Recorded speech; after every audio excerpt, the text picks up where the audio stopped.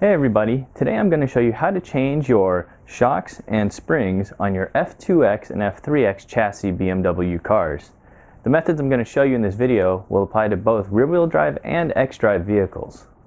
Before we put the car up in the air, let's go ahead and open the hood and take out some of the pieces that are a little bit easier to access while the car is still on the ground.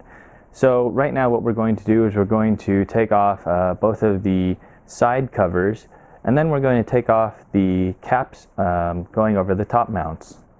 Each side cover has a bunch of these 10mm cams, which we just need to turn slightly. Don't do it too much, otherwise you might accidentally break the tabs that limit the travel on these guys.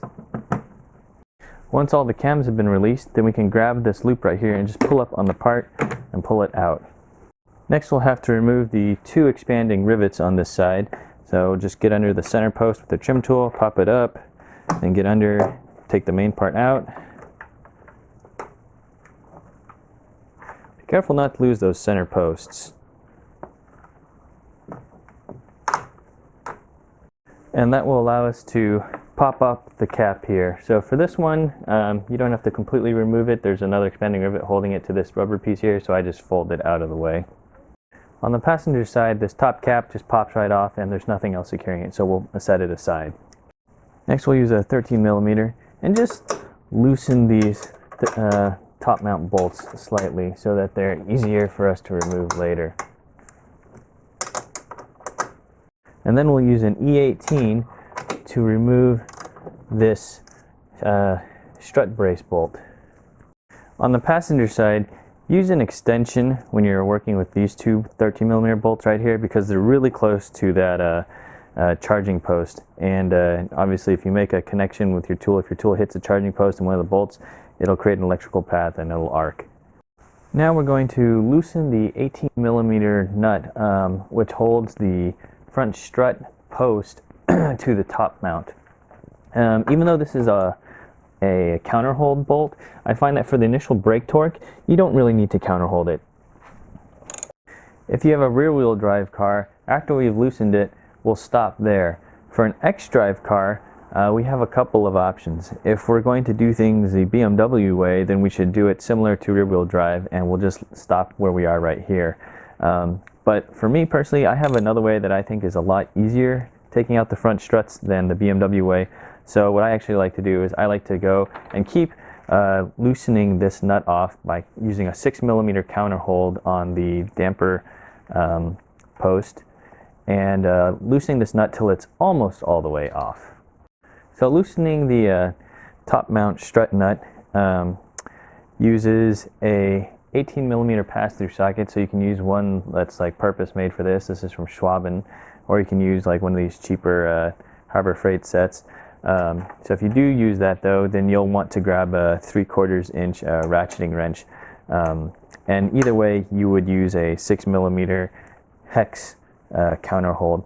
I find that with this socket and the ratcheting wrench, it's a little bit easier because I can just continue spinning it, versus this, I have to pull the socket off and reset once I reach the end of travel. And please don't use an impact on this. You can damage the internals of your damper. If you have xDrive and are going to be removing it the BMW way, grab a pick and pop out your center cap on your front wheels. With the center cap off, you'll expose the 17mm collar bolt, which holds the half shaft or the drive axle to the bearing. And in order to get this off, you'll need a 17mm hex and a good breaker bar. Like this bolt is pretty darn tough to get off. And with the car on the ground, the wheel is more secure, has a lot more resistance, which will let you get leverage and break that bolt loose. And this bolt is one-time use, so make sure you have another one on hand. The added complexity of all this is why I don't like to do xDrive cars the BMW way. Further complicating things, if you have a pre-LCI car or pre-mid-life cycle refresh car, there was a second cap that was in here covering the bolt. So you actually have to lift the car in the air, take the wheel off with this cap, and then put the wheel back on without this cap so that you'd have enough resistance to break that bolt loose, unless you've got some, super strong impact. But even my Milwaukee mid-torque which claims it can do, a couple hundred foot-pounds, can't get this nut loose, or can't get this bolt loose. And now we're finally ready to get the car up in the air. Looking into the wheel well, if you have the adaptive M or electronic suspension like this strut is, you'll need to unplug the solenoid valve connector and also another connector over here on the accelerometer. And those wires route through these channels and get secured in these different bracket locations. So inside the wheel well, we're going to undo our end link bolt, and that is a 16mm nut on a T30 counterhold rod. So you're going to need to use a pass-through for this, and since it's recessed kind of behind here, I typically use an extension on my pass-through socket. And just like a lot of the other counterhold ones, you can usually get the brake torque on this without counterholding it, so I'm just going to do that to start. Just going to get the brake torque, and then I'm going to need to counterhold to spin the rest of it off. So one trick that I use for this is, instead of spending a lot of time just manually wrenching it, I actually put the T30 counterhold on my little impact driver here, and you set the impact driver to screw in or right hand turn, and that'll spin the threaded rod inwards and out and make getting this out a lot faster. Now we'll go ahead and we'll grab the end link out the other side and just set it aside forward in the wheel well. Now we'll go ahead and release the strut clamp bolt right here on the knuckle, and that is an 18mm on the front and a 16mm nut on the rear. If you've got a rear wheel drive car or are doing an xDrive car the BMW removal way, then you'll need to pop off the headlight leveling sensor from the lower control arm. Use a prong trim tool or pry tool to slowly pop the ball off, and use your other hand to support the arm so it doesn't get bent. Also, take note of what direction the arm is up top, pointing towards the front of the car. Before we release the strut from the knuckle, I like to take a little bit of lubricating oil and just put a little bit around the interface right here. It'll help the strut and knuckle slide apart much easier.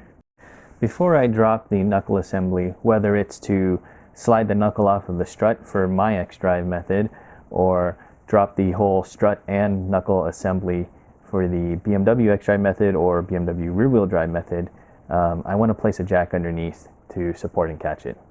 So the knuckle on the back side has an open area, shaped kind of like this, and what we're going to need to do to take the strut out is we're going to need to spread it or open it up a bit. So there's this tool here, which can slot in and then be turned 90 degrees to spread open the knuckle. And what we're going to do is I'm going to place that behind here and then spread the knuckle just slightly so I can slide it off of the strut. So I'll take this bracket out first.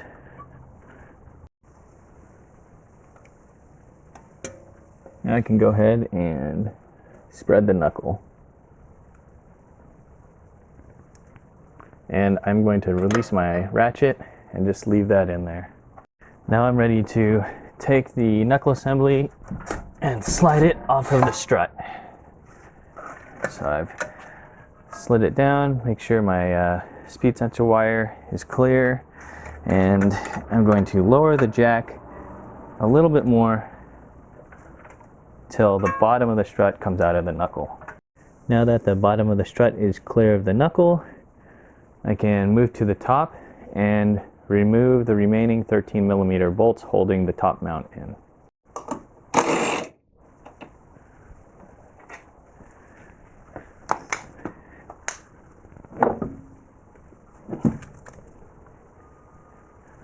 If you have an xDrive car and are removing this the BMW way, what you'll do is, since you've removed the 17mm collar bolt, you'll need to pull the half shaft drive axle, pull it in towards the car and pop it out.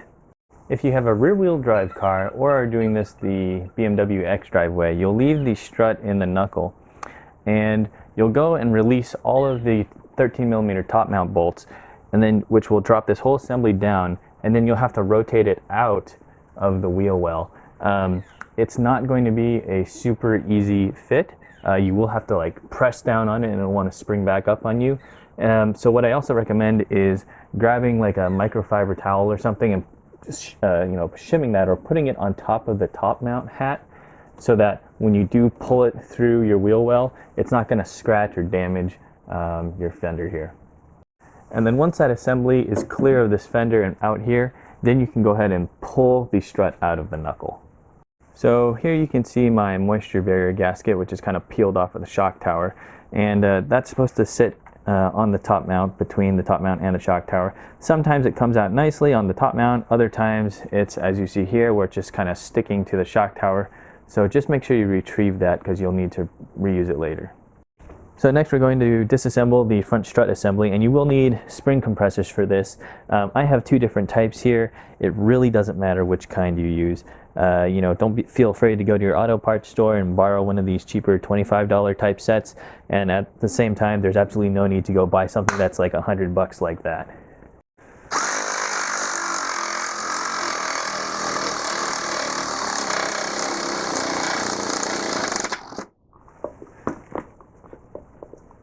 Alright, so my top mount is not loaded anymore, so now I'm going to transition to taking it off. So taking off the top mount, once again we'll need our 18mm pass-through and our 6mm counter hold. So we'll just go and work it till the nut comes all the way off. And then we will take the top mount off, and oh, you can see my bump stop stuck in there. We'll take the spring assembly off, so the spring and this dust boot should come off together, leaving just the strut. Now we'll release tension on the spring compressor.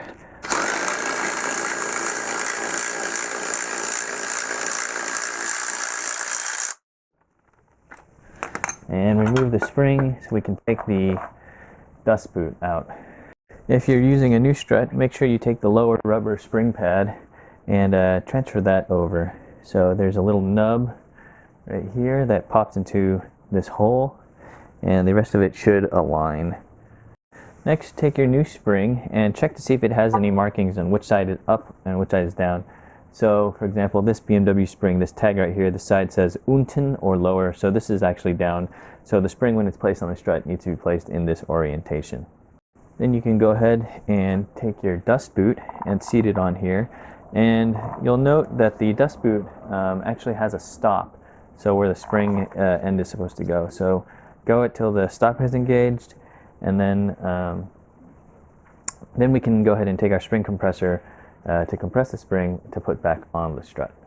Now we can take our spring assembly and drop it onto the new strut and align the spring with the spring seat stop on the strut. If you're using a strut that does not have internal bump stops, that uses the OE style bump stops, now's the time where you would drop this on here. Bilstein, for their front struts, they have an internal bump stop, so you do not reuse your original ones. Now we can put our top mount on and make sure that the thrust bearing gets centered or in the dust boot. And then if you have a washer to put in there, you can put it on and then start getting the top nut threaded. So we're going to try and get this nut on as far as we can go, so that includes counter holding it. So now I'm using the pass-through and counter hold, and I want to get this on as far as I can so that the whole assembly height is as short as it can be, so it goes in easier. Now if you are using an aftermarket strut, a lot of times the nuts they supply is 1 millimeter larger. So this is 18 millimeters because it's OE, but the actual nuts that the Bilstein came with, the lock nuts, are 19 millimeters.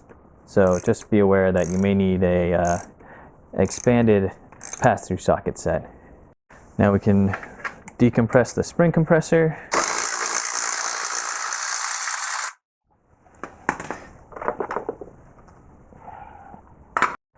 and we're ready to put the strut back in the car. So now that my strut assembly is together, I am going to take it and I'm going to put the top in here, and then I'm going to maneuver the bottom so that it can go back into the knuckle, and I need to rotate it around so that this locating pin here slides in between the two openings of the back of the knuckle. Once I've got them aligned, then I can go ahead and turn it till it drops into the knuckle. If you're doing things the rear wheel drive or BMW xDrive way, you'll take the bottom of the strut now, tilt the knuckle out, pop the strut in it, and then rotate this assembly up and into the wheel well.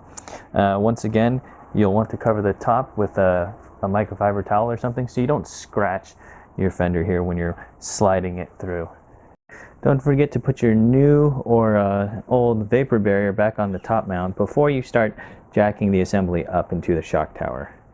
Make sure that the wheel speed sensor wire is on the outside or wheel side of the strut, and then now we can push it inwards and start jacking the assembly up into the shock tower.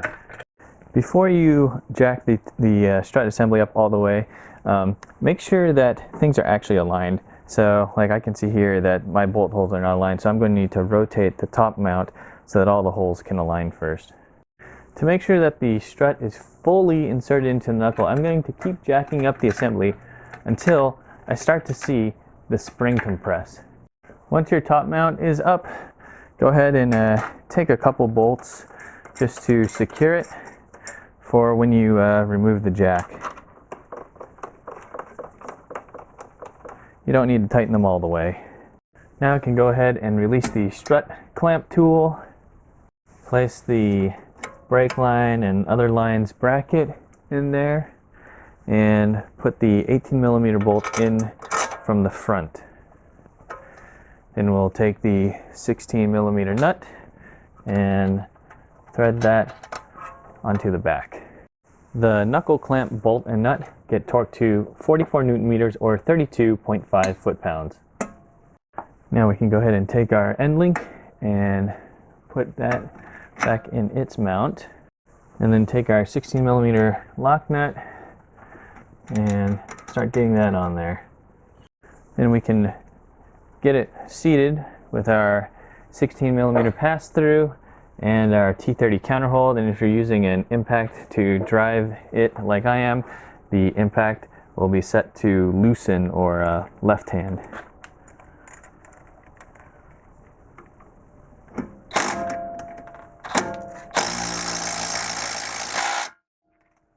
So torquing this can be a little bit tricky just because we have to use some standoff tools and counterhold.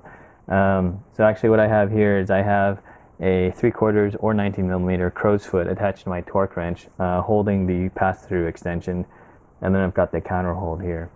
So with that contraption, this will get torqued to 56 Newton meters or 41.5 foot-pounds. One thing to note when using a crow's foot on a torque wrench is the crow's foot needs to be 90 degrees from the handle in order to apply the correct torque. If you have it set somewhere else or like this, the torque applied at the crow's foot is not going to be the torque that's set on the wrench. If you have the adaptive M suspension, don't forget to replug in your accelerometer and solenoid valve wires, or if you've gone to passive like I have, then obviously you won't have those anymore. If you're rear-wheel drive or doing xDrive the BMW way, don't forget to reattach your headlight leveling sensor and make sure that the arm is in the correct orientation. Now we can go ahead and just hand thread in the rest of our 13mm top nut or top mount bolts.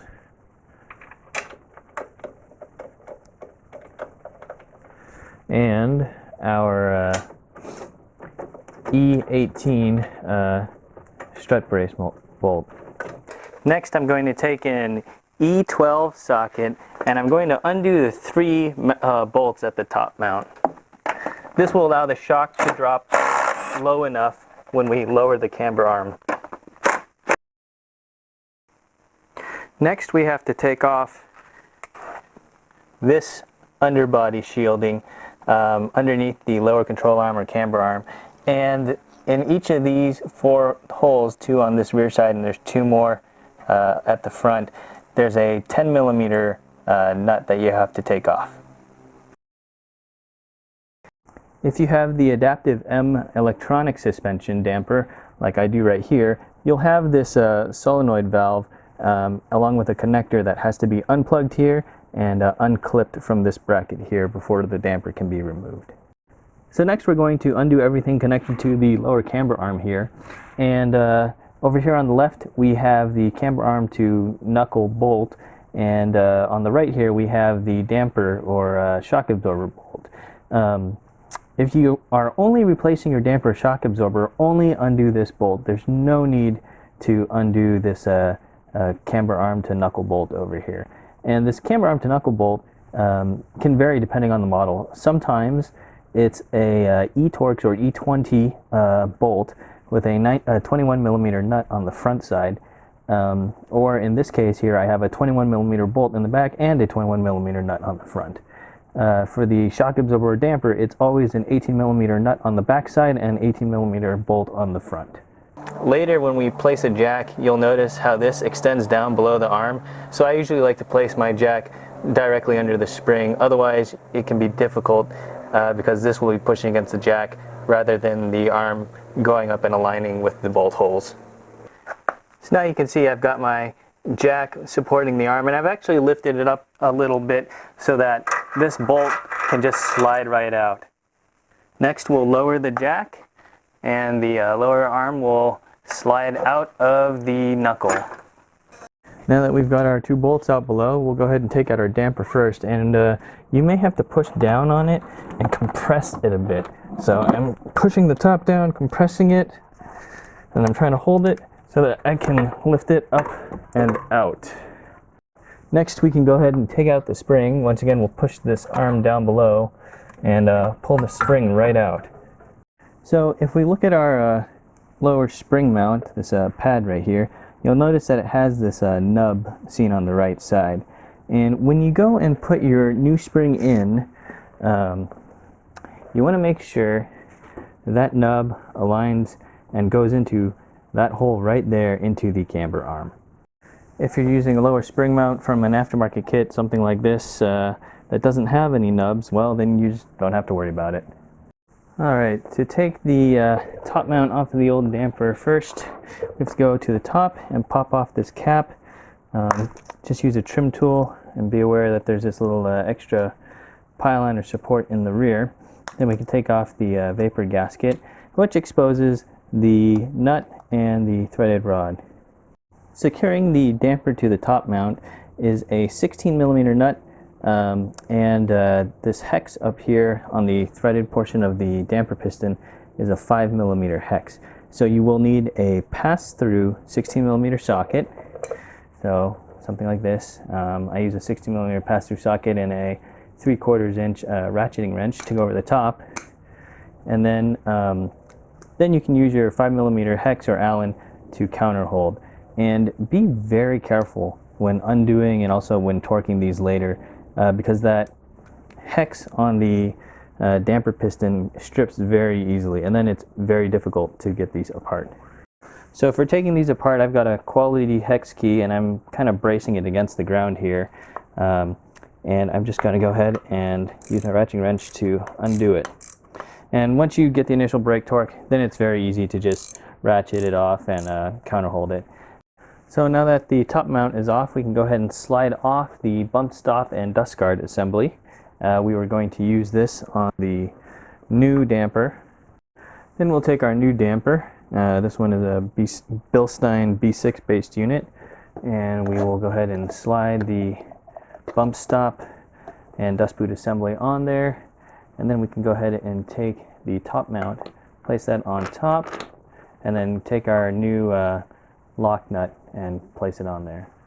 Once you have the new top mount on and the nut back on, you can go ahead and torque it to 38 newton meters or 28 foot-pounds, but be very careful approaching that.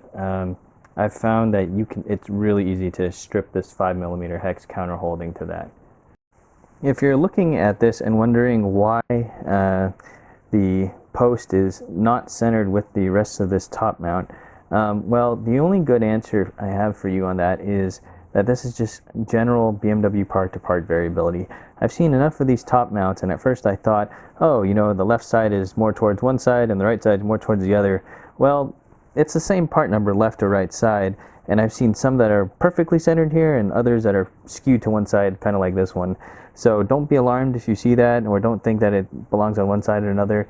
It's just a very large part tolerance that's allowed. Now we can go ahead and put on our vapor barrier. Don't forget this, because a lot of times you'll be putting this back into the car and you'll realize, oh, I forgot that, and have to take the damper back out. And then we can go ahead and take this top protective cap, get the pin in the back seated, and then you can go ahead and seat the rest of it. We can also take the bump stop and slide it up into the top mount so it stays secure.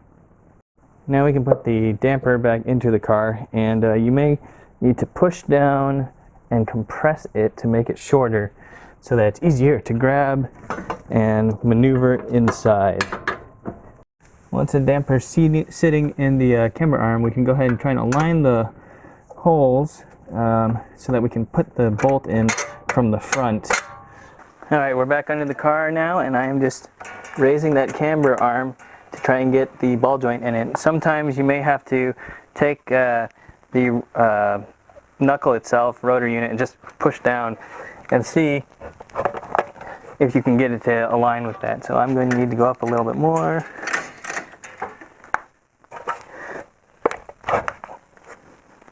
Up, and you can see there I've gone too far. If you're having difficulty aligning the hole with the ball joint, you can do what I do is I grab a screwdriver and I can get it in there, and then I articulate it into the position I want. Once that's aligned, we can go ahead and kind of start getting our bolt threaded in there. If you can't get it in all the way, that's okay. You can get it started and then screw or thread it in. This one's actually not being too bad for me right now. I was able to get it in almost both sides. And now what I'm going to do is I'm going to jack up the arm into the normal position. Normal position means that this suspension assembly is supporting the weight of the car.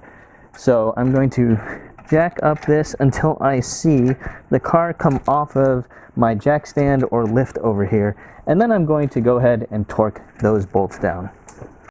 The damper bolt will get torqued to 100 Newton meters or 75 foot-pounds, and the camber arm knuckle bolt will get torqued to 165 Newton meters or 122 foot-pounds. Don't forget to fasten your top mount. And then these get torqued to 28 Newton meters or 20.65 foot-pounds. Don't forget to put your bottom cover back on and secure it with the 10mm bolts. Lastly, we'll put our wheel back on, get the lug nuts in there, and torque them down to 140 Newton meters or 103.25 foot-pounds. With the wheels on the car again, we can now lower the car. Now we can go ahead and torque down all of the bolts on our top mount. If you have M8 threaded bolts like I do, these 13mm, the torque spec is 30 Newton meters or 22 foot-pounds. If you have only 3 bolts and they're M10 threaded, then the torque spec is 56 Newton meters or 41.5 foot-pounds. And the E18 strut brace torque is also 56 Newton meters or 41.5 foot-pounds.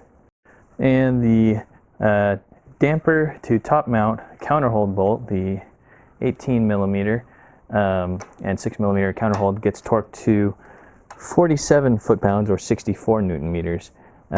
This one you can see I'm using a different socket than I was using earlier to loosen it, and that's because this one allows me to plug my torque wrench right into it versus having to use a crow's foot.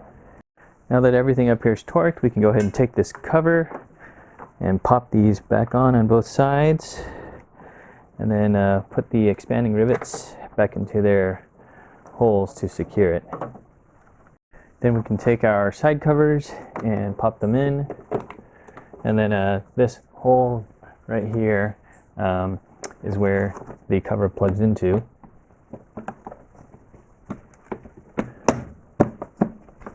And then finally we can secure them by turning the 3 10mm cams.